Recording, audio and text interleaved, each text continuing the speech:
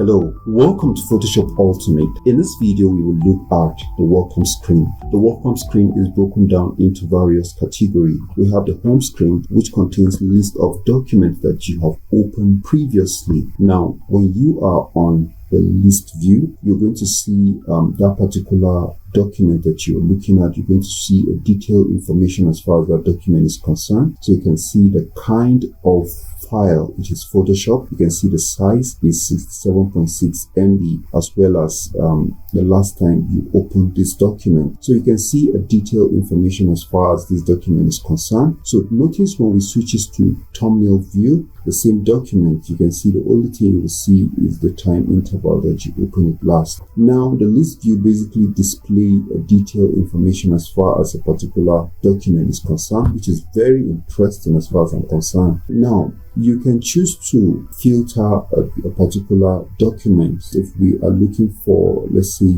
this document, for instance, you can come right here and you can type. You can see every other thing is hidden with the exception of this, which we are currently filtering. Now, on the left hand side, we can choose to open an existing document from our system file using this option called open. And also we can create a new document, and as soon as we click on this, it's going to pop up the create new document dialog box. And you can also choose to use the file option at the very top, and this will also launch the create new document dialog box. So we are going to look at these two options in details in the next video that follows. So see you guys in the next video.